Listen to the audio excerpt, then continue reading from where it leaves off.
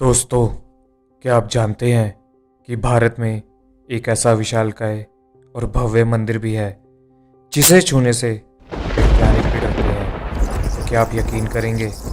और यह बात बिल्कुल सत्य है। भगवान भोलेनाथ का यह मंदिर बहुत ही विशालकाय और भव्य है। आपको यह जानकर और भी ज़्यादा आश्चर्य होगा कि इस मंदिर के निर्माण में किसी भी ईंट, चूने, सीमेंट, यहाँ तक कि किसी भी प्रकार के काढ़े का इस्तेमाल बिल्कुल भी नहीं किया गया, बल्कि इस मंदिर को बनाने में सिर्फ और सिर्फ बड़े बड़े पत्थरों का इस्तेमाल हुआ, जो एक के ऊपर एक क्रमबद्ध तरीके से रखे गए हैं। आपको यह जानकर और भी ज़्यादा हैरानी होगी कि इस मंदिर के आसपास कई और मंदिर भी थे जो इस मंदिर से ज़्यादा मजबूत भी थे, परंतु वो अब टूटकर नष्ट हो चुके हैं।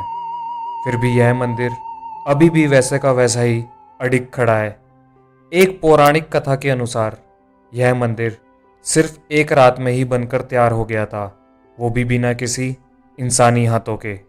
नमस्कार दोस्तों, मैं हूं आरके, आप देख रहे हैं इंस्टा ज्ञान।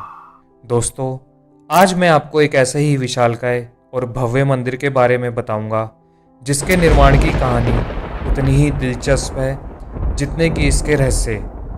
परंतु वीडियो शुरू करने से पहले अगर अभी तक आपने मेरे इस चैनल इंस्टा ज्ञान को सब्सक्राइब नहीं किया है तो इसे सब्सक्राइब करके बेल आइकन का बटन दबा दीजिए ताकि आपको भी नई नई जानकारी सबसे पहले पहुंचती रहे। तो चलिए आइए शुरू करते हैं विस्तार से।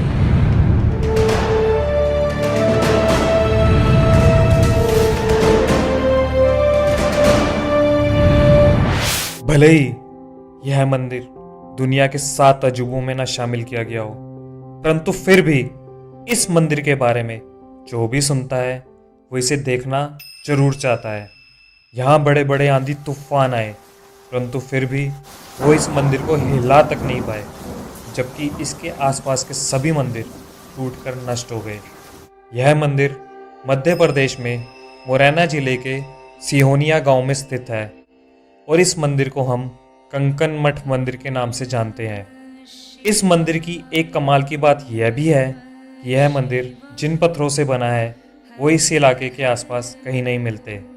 दोस्तों, आपको यह सुनकर और भी ज़्यादा आश्चर्य होगा कि इस मंदिर के निर्माण में किसी भी ईंट, चूने, सीमेंट, यहाँ तक कि किसी भी प्रकार के काढ़े का इस्तेमाल बिल्कुल भी नहीं किया गया, बल्कि इस मंदिर के निर्माण में सिर्फ और सिर्फ बड़े बड़े विशालकाय पत्थरों का प्रयोग हुआ, जो एक के ऊपर एक क्रमबद्ध तरीके से रखे गए हैं।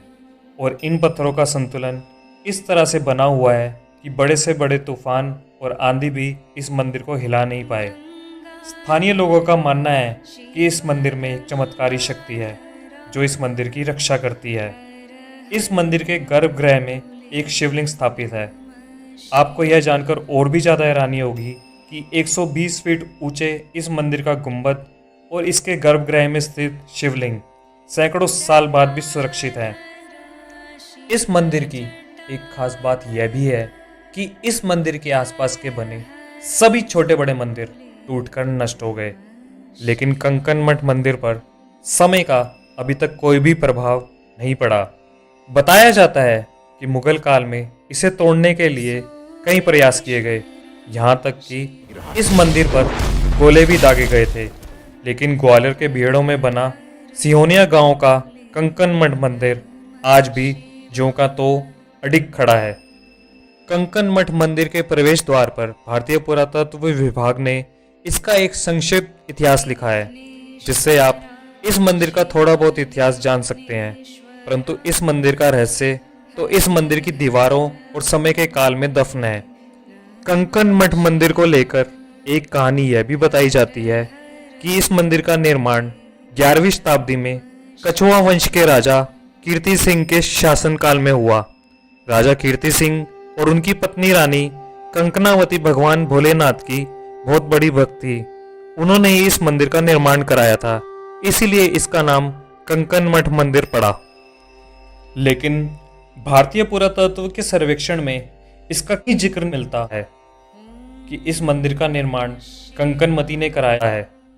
दोस्तों, एक दिलचस्प पौराणिक कथा के अनुसार इस मंदिर का निर्माण कहीं दूर से पत्थर लाकर एक खाली मैदान में भूतों के द्वारा एक ही रात में कर दिया गया था। क्योंकि भगवान भोलेनाथ देवताओं के भी भगवान हैं और भूतों के भी भगवान हैं, इसलिए इस कहानी को बहुत ही बल मिलता है। स्थानीय लोग बताते हैं कि मंदिर बनते बनते सुबह हो गई थी और कोई जाग गया था, जिसकी आहट सुनकर भूत मंदिर के निर्माण के पूरा होने से पहले ही वहां से चले गए। कुछ लोगों को यह कहानी मनगढ़ंत लगती है कि एक रात में मंदिर बन गया हो, लेकिन मंदिर परिसर में पड़े अवशेषों से यह पता चलता है कि मंदिर का निर्माण बीच में ही छोड़ दिया गया था। लेकिन यह बात पुख्ता तौर पर नहीं कही जा सकती।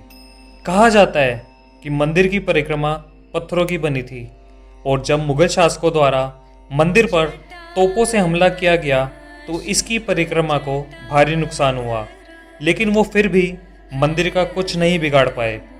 साथ ही कुछ जानकार यह भी कहते हैं कि जिस सदी में यह मंदिर बना उस काल में यहाँ और भी कई मंदिर बने। पूरे मंदिर परिसर में चारों ओर यहाँ वहाँ पत्थरों का जमावड़ा है, जिसके बारे में दो तरह की कहानियां प्रचलित हैं। पहली कि कुछ लोग ये कहते हैं कि ये पत्थर मंदिर के निर्माण में लगना था, लेकिन लग नहीं पाया, इसलिए ये मंदिर अधूरा रह गया और ये पत्थर आज भी यहीं इसीलिए पड़े हैं। और दूसरी जानकारी के अनुसार ये मंदिर पहले भव्य बना हुआ था और जब आक्रमणकारियों ने इस पर तोपों से हमला किया तो ये पत्थर बिखर गए, जिन्हें हटाकर अलग से रख दिया गया। दोस्तों, मंदिर के बारे में एक और कहानी प्रचलित है कि अगर इस मंदिर के पास पड़े पत्थरों को कोई उठाकर ले जाता है तो इस मंदिर के दूसरे पत्थर भी हिलने लग जाते हैं, जिससे पत्थर ले जाने वाला भयभीत हो जाता है और वापस वो पत्थर वहीं छोड़ जाता है। इस मंदिर को देखकर मन में तो एक बार यही विचार आता है कि कहीं यह मंदिर गिर ना जाए, लेकिन यह मंदिर सदियों से अपने स्थान पर ज्यों का त्यों सीना ताने खड़ा है। कंकन मठ मंदिर में कोई पुजारी नहीं है, परंतु यहाँ पर भारतीय पुरातत्व विभाग के कुछ कर्मचारी हैं जो रात होते ही पास के गांव में चले जाते हैं। इस मंदिर के प्रति लोगों का खौफ शायद उस मंदिर के लटके हुए पत्थरों की वजह से ही है। कंकन मठ मंदिर की देखरेख कर रहे भारतीय पुरातत्व की टीम भी इस मंदिर को नहीं छेड़ती। उन्हें इस मंदिर में जाने से डर लगता है कि कहीं मंदिर गिर ना जाए, क्योंकि इस मंदिर के निर्माण में किसी भी काढ़े या चूने का इस्तेमाल नहीं किया गया और ऐसे में मंदिर को छेड़ा गया तो वह गिर सकता है, क्योंकि इस मंदिर का निर्माण बड़े बड़े पत्थरों को एक के ऊपर एक रखकर किया गया है। शायद इसीलिए ही भारतीय पुरातत्व की टीम ने इसके सर्वेक्षण कार्यों से दूरी बना रखी है। दोस्तों, आपको क्या लगता है, क्या सच में यह मंदिर एक ही रात में बन गया था? आखिर ऐसी कौन सी वजह है कि इस मंदिर में रात होते ही कोई क्यों नहीं रुक पाता? क्या सचमुच यह मंदिर भूतों ने बनाया था? आखिर इस मंदिर में ऐसी कौन सी शक्ति है जिसके कारण आसपास के मंदिर तो ढह गए, परंतु यह मंदिर अभी भी आश्चर्यजनक रूप से अडिग खड़ा है? इसके बारे में आप क्या सोचते हैं, मुझे कमेंट में ज़रूर बताएं। आज की वीडियो में बस इतना ही। अगर आपको मेरी ये वीडियो और मेरा ये प्रयास अच्छा लगा तो इस वीडियो को लाइक करिए, दूसरों के साथ शेयर करिए और मेरे चैनल को ऐसी ही वीडियो के लिए सब्सक्राइब करिए। धन्यवाद।